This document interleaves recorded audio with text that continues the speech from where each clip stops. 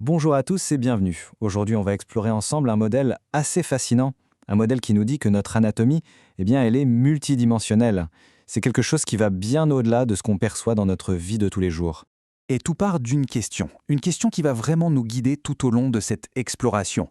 Et si l'identité qu'on connaît, celle de tous les jours, n'était en fait qu'une toute petite facette d'un soi beaucoup, beaucoup plus vaste? C'est une idée qui, avouons-le, change pas mal la donne sur notre perception de qui on est au fond. Allez, c'est parti, on plonge dans le vif du sujet. Pour commencer, il faut qu'on se mette d'accord sur notre point de départ. Ce modèle l'appelle notre réalité verrouillée.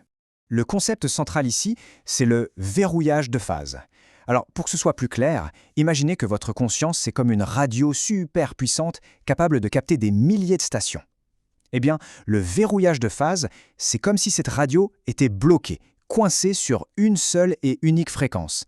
Du coup, on n'a accès qu'à une réalité très très spécifique et forcément limitée. Mais attention, ce qui est super important de comprendre, c'est que cet état, ce n'est pas un bug, ce n'est pas une erreur. Au contraire, le modèle le décrit comme quelque chose de temporaire et même d'intentionnel. Ça fait partie du design, si on veut. C'est en quelque sorte la condition sine qua non pour pouvoir faire l'expérience de la vie dans une forme individualisée, comme la nôtre. Et c'est là qu'on arrive à un point vraiment crucial. Cette citation, elle nous dit que même si on est dans cet état verrouillé, on a en nous, de façon innée, la capacité de s'en libérer. Consciemment. En gros, le potentiel pour grandir, pour s'étendre, il est déjà programmé en nous, il fait partie de notre nature profonde. Bon, la question c'est comment on fait pour sortir de cet état verrouillé?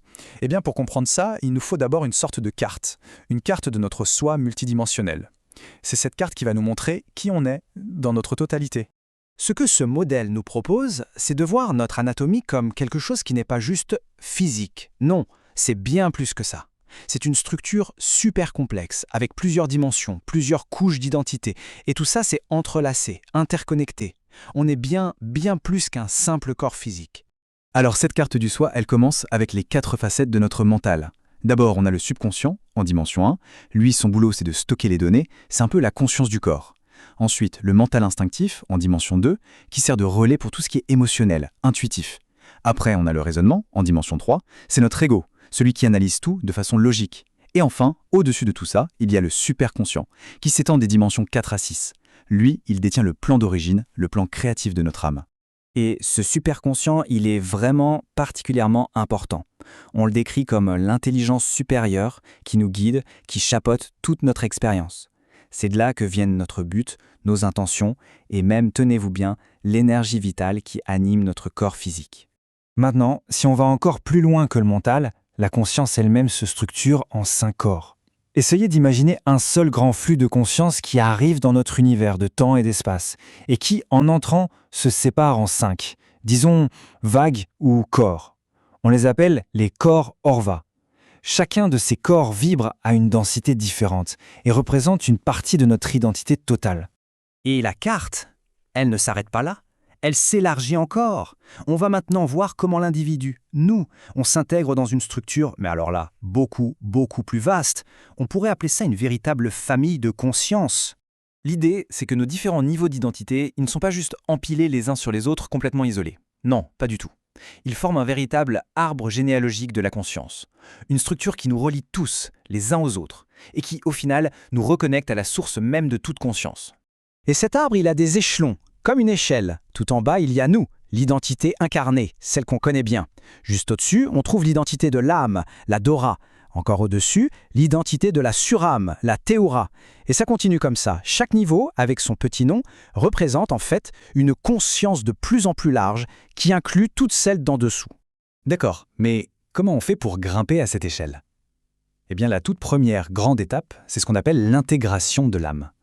C'est tout simplement le processus où notre personnalité de tous les jours, notre ego, commence à prendre conscience de son superconscient, à reconnaître sa sagesse, sa perspective et à l'intégrer, à la faire sienne. Et ça nous amène tout naturellement à notre dernière partie, le but de tout ce voyage. Finalement, pourquoi est-ce qu'on ferait tout ça? Pourquoi se lancer sur ce chemin de l'intégration? Pour bien saisir ce qu'est l'intégration, c'est plus simple de regarder d'abord son contraire, le processus par lequel la conscience s'est, à l'origine, divisée, en descendant à travers les dimensions pour créer toutes ces identités séparées. Ça s'appelle la création en escalier. C'est le mouvement de fragmentation en quelque sorte. Là, on voit vraiment bien les deux extrêmes. D'un côté, on a le soi fragmenté, il est en verroulage de phase, sa perception est limitée. Et de l'autre côté, le but du jeu, le soi intégré. Lui, il atteint un état de conscience pure, il a une perception qu'on appelle multivectorielle, et il a en quelque sorte reconstruit les pièces du puzzle de son plan d'origine.